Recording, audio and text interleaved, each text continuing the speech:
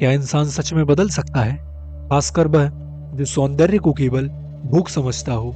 जयशंकर प्रसाद जी की कहानी पाप की पराजय में हम सुनेंगे कि कैसे वासना में डूबा घनश्याम एक ऐसे मोड़ पर पहुंचता है जहां पाप हार जाता है और करुणा जीत जाती है।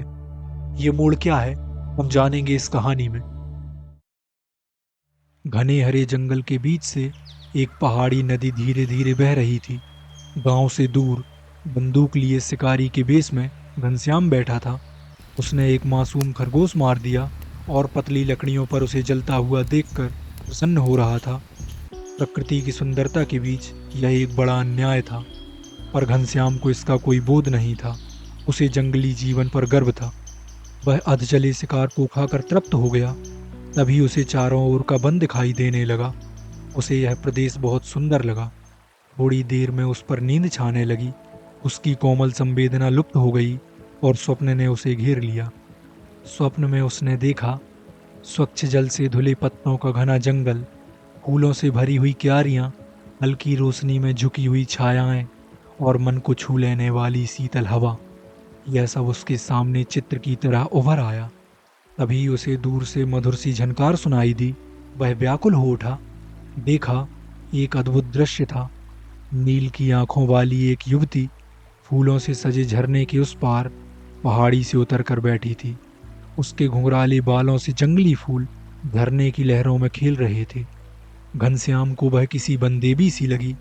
वह कोई स्वर्ग की कल्पना नहीं थी, बल्कि एक साधारण भील युवती थी।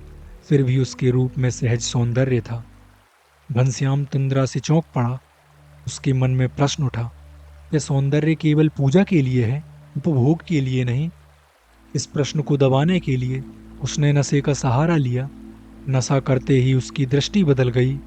स्वप्न का वह शांत दृश्य धीरे धीरे विलास में बदलने लगा।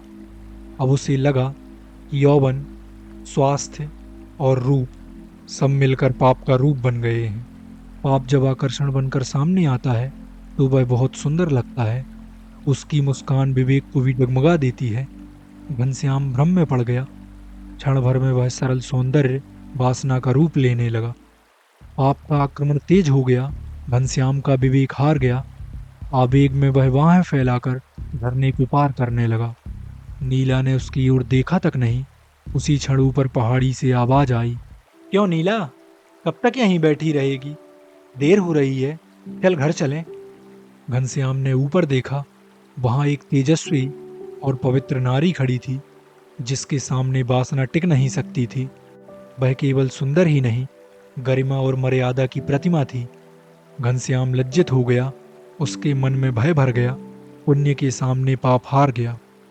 नीला घबराकर बोली, रानी जी, आती हूं, मैं जरा थक गई थी। रानी और नीला दोनों चली गईं। घनश्याम वहीं खड़ा रह गया। फिर उसने वही प्रश्न दोहराया, क्या सौंदर्य केवल उपासना की वस्तु है, उपभोग की नहीं? खिन्न होकर वह घर लौट गया। पर वह दृश्य बार बार उसके मन में उभरता रहा। कई बार वह उसी झरने पर क्षमा मांगने गया, पर वहां फिर किसी से भेंट नहीं हुई। जो सत्य घनश्याम के सामने था, जिसकी तीव्र लपट अभी नदी में झलक रही थी, जिसकी गर्मी इस ठंडी रात में भी महसूस हो रही थी, उसे झूठ या कल्पना कहकर टाल देने के लिए घनश्याम का मन हट कर रहा था। थोड़ी देर पहले चिता सज चुकी थी। नदी के ऊपर खुले आकाश में बादल का एक टुकड़ा उठ आया था। घनश्याम अग्नि देने को खड़ा था। उसकी पत्नी चिता पर गहरी अंतिम नींद में सो रही थी। हिंदू शास्त्र की कठोर आज्ञा के विरुद्ध जब उसका मन विद्रोह करने लगा, उसी क्षण घनश्याम ने स्वयं को समझाया और मूर्खता में चिता को आग लगा दी।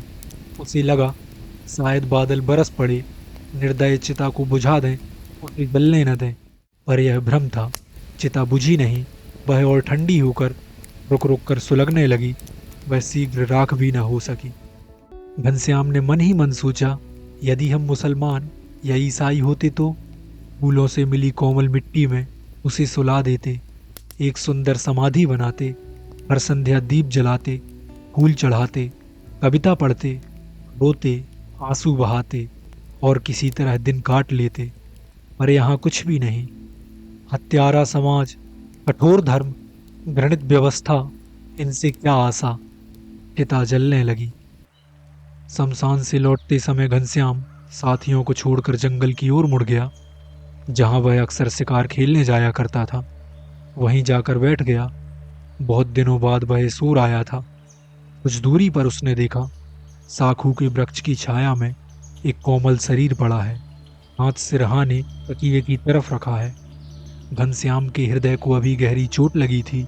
दया का भाव उसके मन में जाग उठा था। वह पास गया और देखा, वह और कोई नहीं, वह रानी थी, जिसे उसने बहुत पहले एक अनोखे रूप में देखा था। घनश्याम की आहट पाकर रानी उठ बैठी। घनश्याम ने पूछा, आप कौन हैं? यहाँ क्यों पड़ी हैं? रानी बोली, मैं केतकी वन की रानी हूँ। फिर ऐसे क्यों? समय की प्रतीक्षा में पड़ी हूँ। कैसा समय? आपसे क्या काम? क्या शिकार खेलने आए हैं? नहीं देवी, आज स्वयं शिकार हो गया हूँ। रानी बोली, तब तो आप शीघ्र ही नगर लौटेंगे। क्या किसी भिल्लिनी के नयन बाण लगे हैं? किंतु नहीं, उन बेचारियों की आंखें अब भूख से धंस गई हैं। वे अब किसी को आकर्षित नहीं कर सकती। हे भगवान, मैं पहाड़ी से उतर ही क्यों आई? घनश्याम बोला, देवी, मैं समझ नहीं सका, क्या ऊपर अकाल है? रानी बोली, नहीं, यह ईश्वर का प्रकोप है, पवित्रता का अभिशाप है, करुणा की भयावह मूर्ति है। घनश्याम बोला, तब आपकी क्या इच्छा है? रानी ने कहा, मैं वहां की रानी हूँ। अपने सारे वस्त्र और आभूषण बेचकर 3 महीने लोगों को खिला सकी। अब मेरे पास केवल यह वस्त्र बचा है। इसे बेचकर भी यदि एक भूखे पेट की आग बुझा सकूं तो। घनश्याम ने बोला, तो? रानी ने फिर कहा, नगर जाऊंगी। सुना है वहां रूप का भी मूल्य मिलता है, यदि कुछ मिल सके। घनश्याम ने कहा, तब? रानी ने कहा, तो इसे भी बेच दूंगी। अनाथ बालकों की कुछ सहायता हो जाएगी। क्यों, क्या मेरा रूप बिकने योग्य नहीं है? घनश्याम उत्तर न दे सका।